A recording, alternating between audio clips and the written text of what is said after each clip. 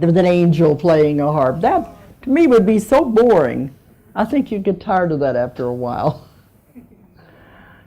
So to me, heaven would be, the afterlife would be going to school and getting to learn everything. It is absolutely wonderful over there. That's my part, the upper astral.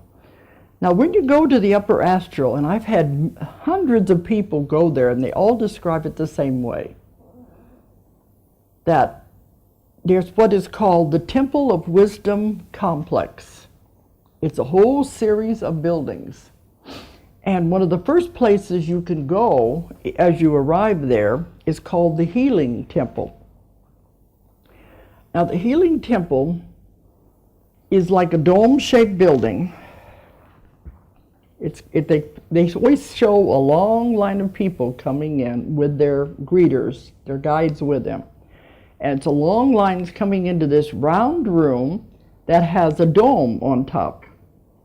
And in the dome are all these beautiful, different colored stones. And the light comes through these stones and makes a multicolored pattern on the floor.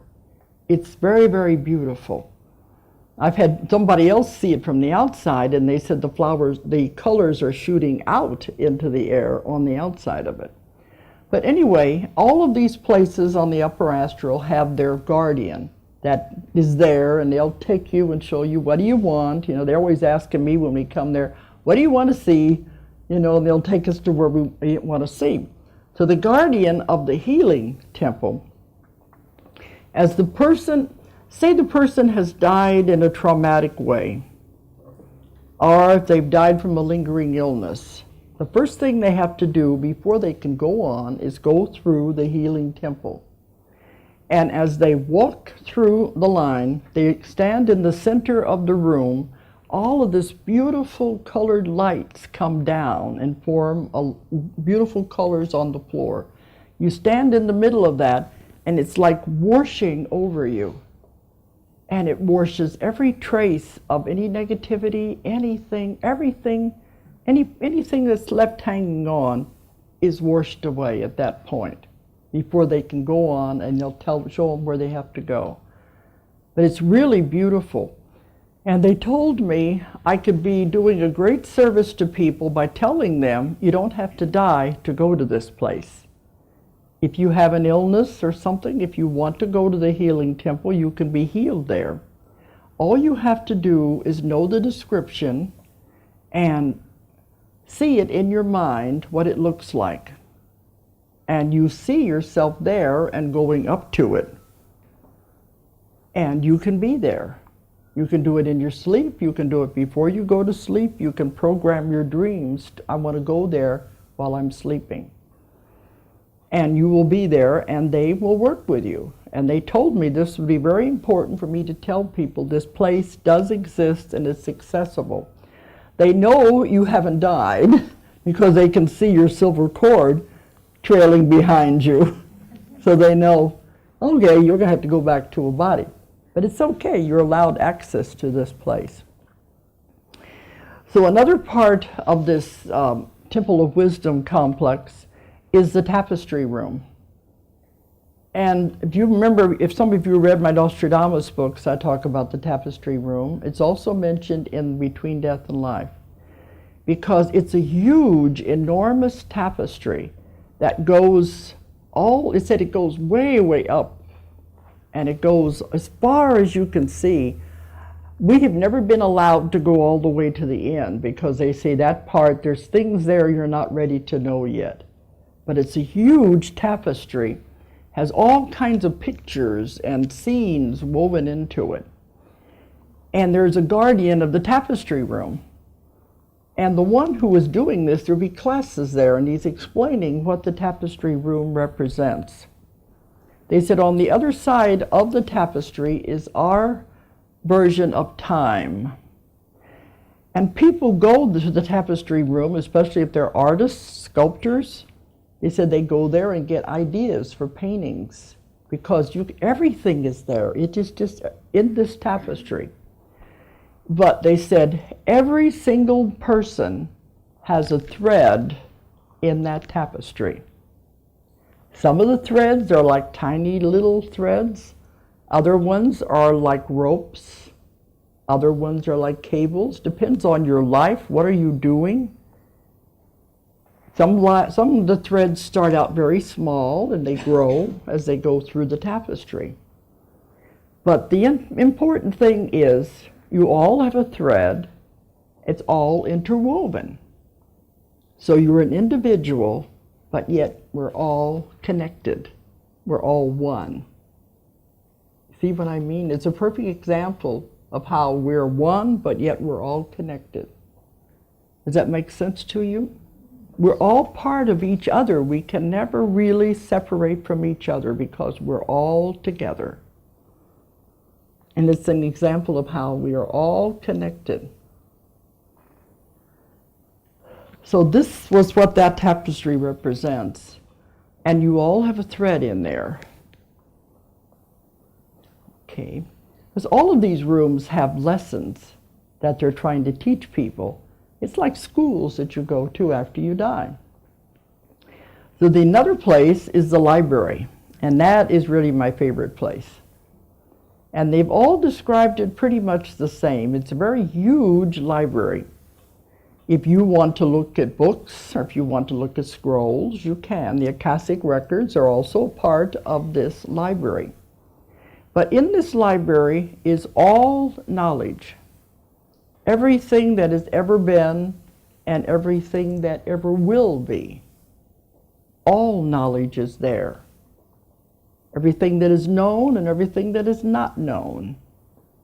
And when I go there and the guardian comes and he says, what do you want to know now? And he takes us and shows us the information. And that's where I get a lot of the things I write about. Because to me, that's a fascinating place.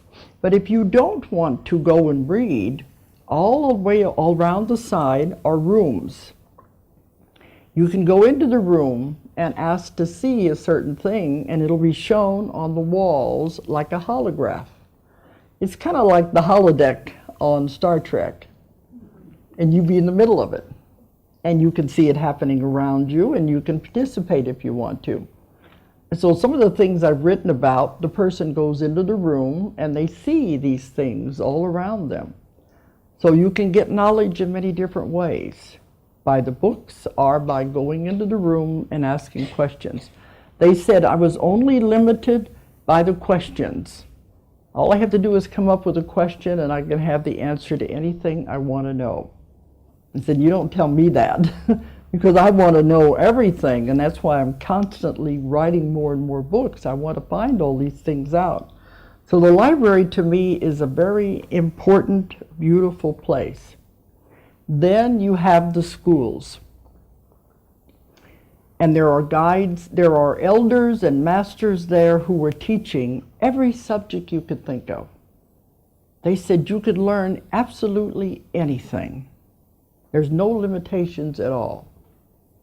So I said, okay, if you can learn everything over there, why do you have to come to Earth?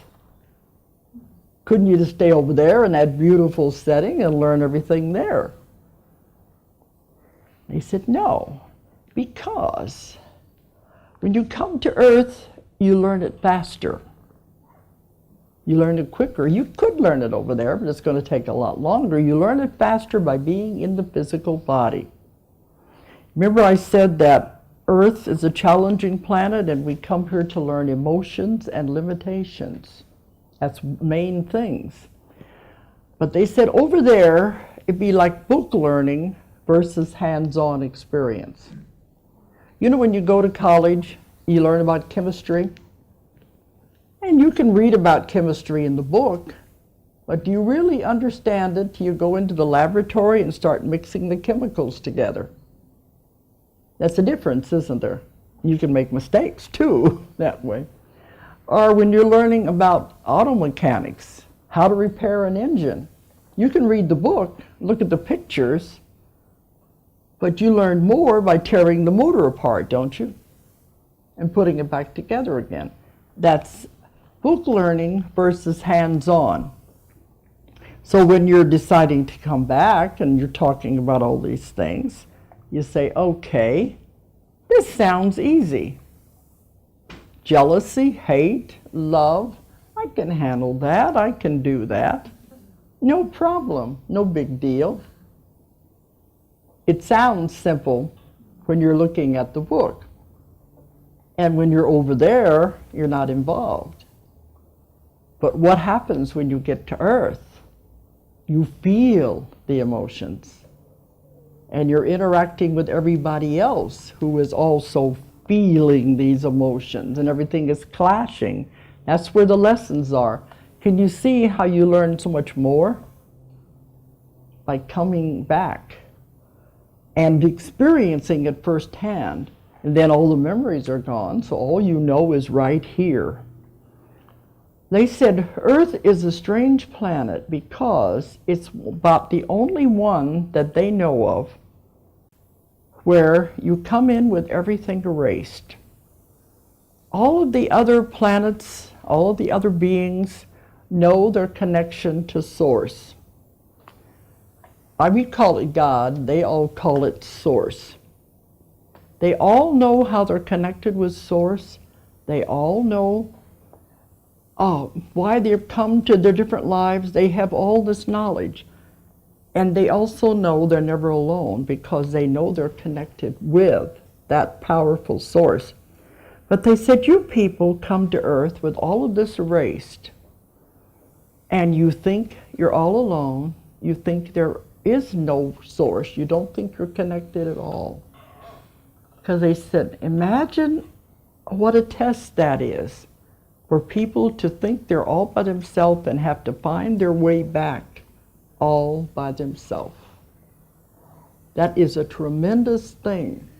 So they admire us for doing it. We have to discover it all on our own. What they've known all along is that we're all part of God. We're all part of the Source. And we're always protected. We're always connected. We come in thinking we're just individuals with no knowledge at all. So they said they admire us for taking the chance to do this anyway. But anyway, we make all of our plans and then we come back. And we come in with these contracts. Okay, we'll be husband, wife, we'll be mother, daughter, or you can be my friend. I'll meet you at this certain corner in this certain day, and we'll be friends from then on. Nothing is an accident. Everything is all planned. But as I said a while ago, the best laid plans can go awry because everybody else has got their plans and everything clashes. So we come into the body. Now, you have two choices when you're going to come back into the body. First, you're assigned to this body, this baby that's going to be developing here. You pick your parents. You can't blame it on anybody else. And I hear kids all the time saying, I didn't choose to be born into this family, and I didn't write this script. You do. For whatever reason, maybe other lifetimes, maybe karma, you choose your parents. You choose the circumstances you'll be born under, rich, poor, whatever. What country? What is the best environment for me to fulfill what I'm supposed to do? What kind of social structure should it be? Where should I do this? You make all those plans when you're deciding to come back, as well as the plans with all the other people you'll be meeting with. Even someone who is adopted knows this when they come in. They choose the parents for the biological body that they're going to be going into, the features and everything. And they also know the ones who's going to adopt them, who will raise them. So this is all planned out beforehand. But then I say sometimes things can go wrong too, but it's set up that way. This is the parents who will give me the biological body. These are the ones who will raise me. So this is all planned before you ever come into the lifetime. You're going, okay, I'm going to bring this in now before I forget it, because sometimes things just go zip right through my mind here. Okay, there are more souls in line for the handicapped bodies than for the normal bodies. Can you understand why? Why are there more souls in line for the handicapped bodies than for the normal bodies? People are always asking for a healthy job. You can repay more karma by being in a handicapped body than you can in a normal body. Look what you teach other people, besides what you're learning yourself. And a lot of time it is karma. Maybe you've hurt people, and this is one way you get rid of so much at one time. But what do you teach the people who take care of you? Whether it's your parents or if it's your caretakers, if you're in an institution, you're teaching people something by being in a handicapped body. But also, what do you teach everybody you come in contact with? Everybody who sees you. Everybody's learning a lesson of some kind. How do you react when you see somebody in a wheelchair? Or you see a retarded child? Or somebody without arms or legs? How do you react? That's what they're teaching everybody you come in contact with. That's how they're repaying huge amounts of karma back. And you must remember, they chose that for a reason. Sometimes it's the parents.